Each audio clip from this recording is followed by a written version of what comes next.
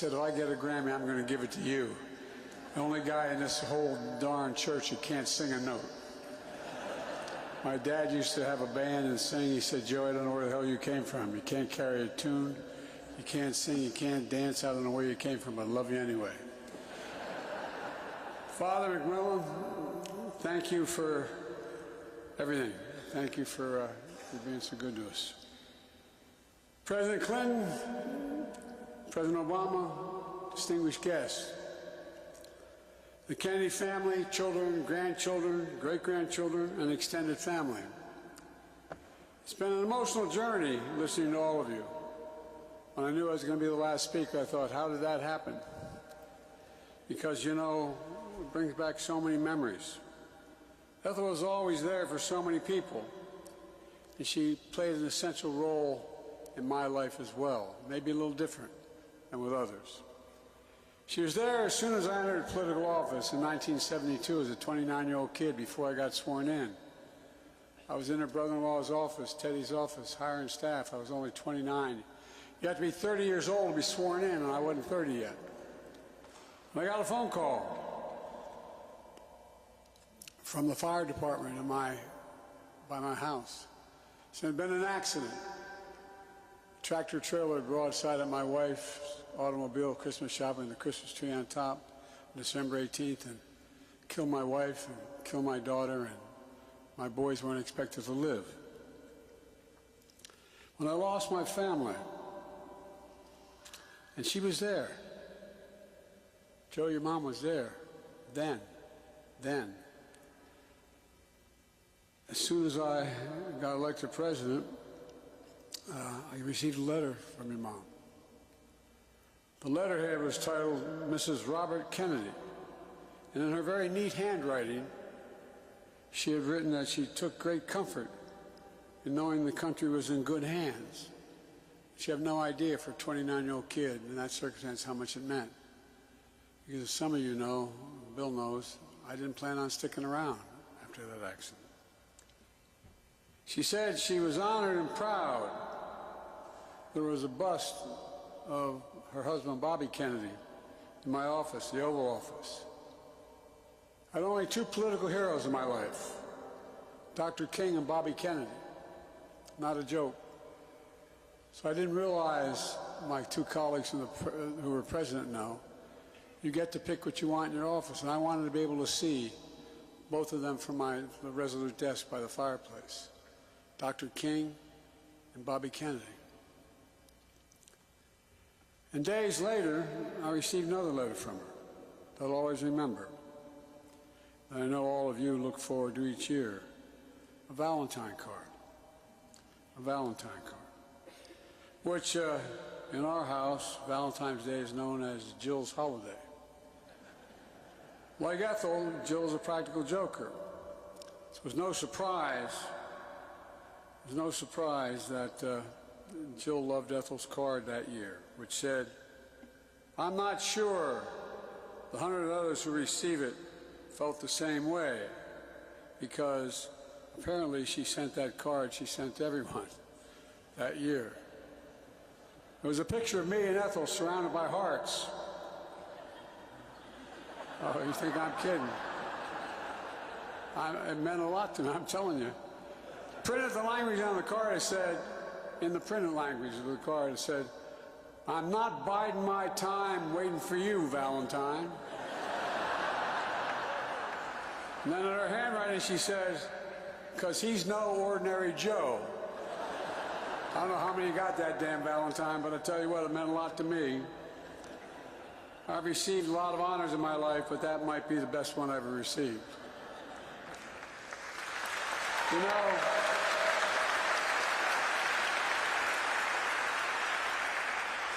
yes, Ethel was Mrs. Robert Kennedy. She was one of my he was one of my political heroes, but I always knew her as Ethel Kennedy, a hero in her own right. I loved Bobby Kennedy. I've only met him once when I was at Syracuse Law School and he was campaigning. But I admired him so damn much. I've told John Kerry this, my buddy. I could picture Bobby at my kitchen table with my dad and my mom, could picture him there. But you know, Ethel was a hero in her own right, full of character, full of integrity and empathy, genuine empathy. She's full of laughter and joy and light. She's a great athlete in her own right, for real. She was a mother. Literally, there was nothing, from my perspective, and I suspect most of you, that she couldn't do. Nothing.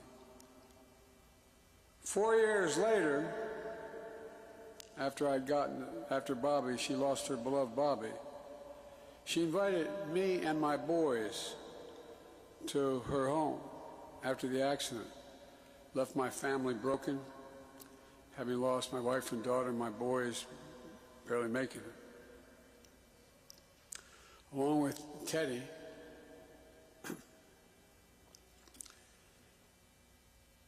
she got me through a time I didn't want to stick around. I wanted no part of being in the Congress or the Senate. I mean it. I'd spoken to my governor, because we had elected a Democratic governor, to find a replacement for me.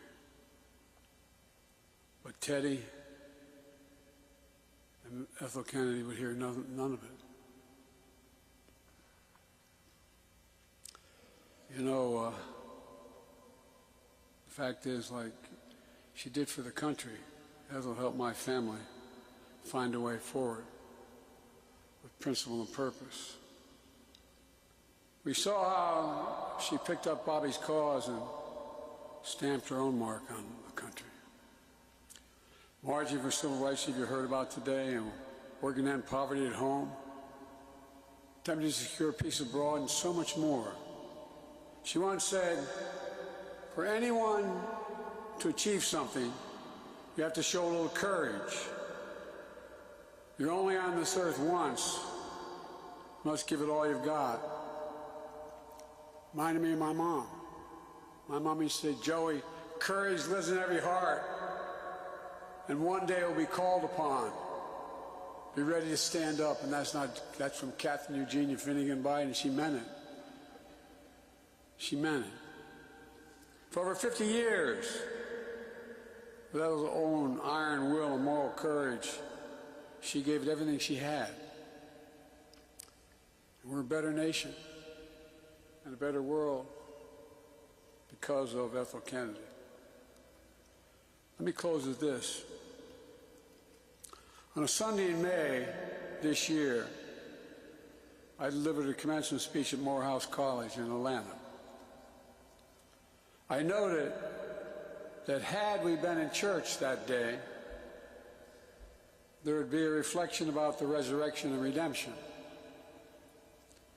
We remember Jesus was buried on Friday, and on Sunday he rose again. We don't talk nearly enough about that Saturday when his disciples felt all hope was lost. All hope was lost. In our lives, in the life of our nation, we have those Saturdays. Thank God your mom, your grandma, your great-grandma was there for me.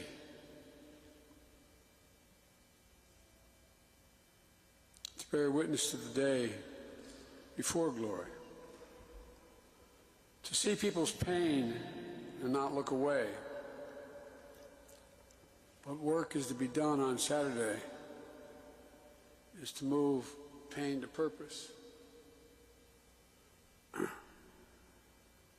How can faith get a person, get a nation through what is coming? Well, my message to all of us here today, to the entire country, is a look to Ethel Kennedy's faith. To the Kennedy family, presumptuous of me to say this, it maybe sound inappropriate, but to the Kennedy family,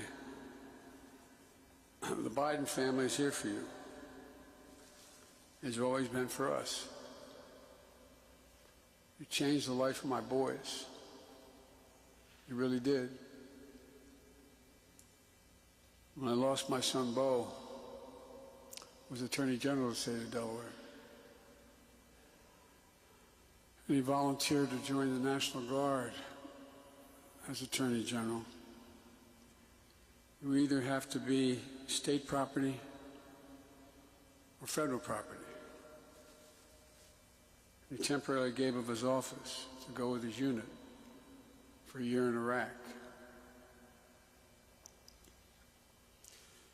And unfortunately, I was in and out of Iraq, as Barack knows, and Afghanistan 30-some times.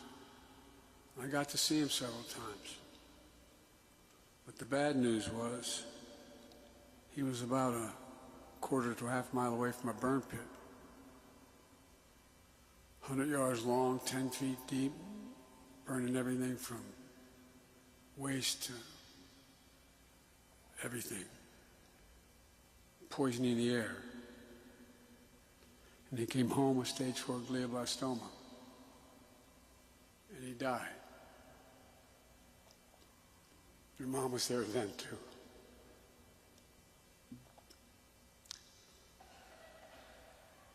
I apologize. So, from the Biden family to the Kennedy family, a hymn that's very close to our heart, based on the 91st Psalm, goes like this. May he raise you up on eagle's wings and bear you on the breath of dawn, make you to shine like the sun, and hold you in the palm of his hand. May God bless Ethel Kennedy, and maybe she be reunited with the blessed pieces of her soul in heaven.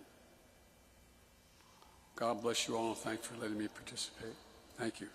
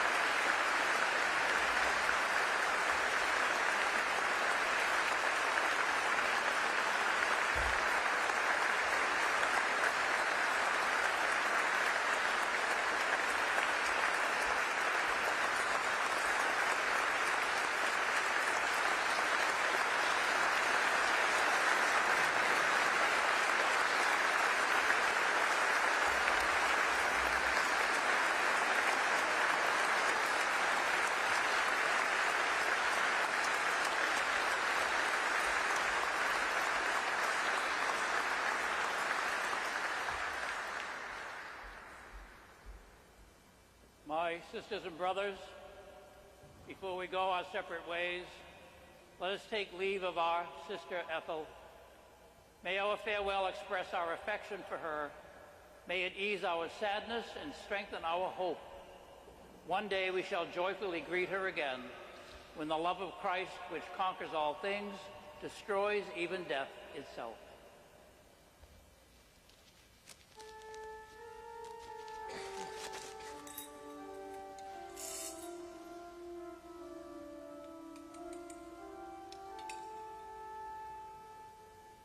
Saints of God, come to her aid, come to meet her, angels of the Lord. Receive her soul and present her to God.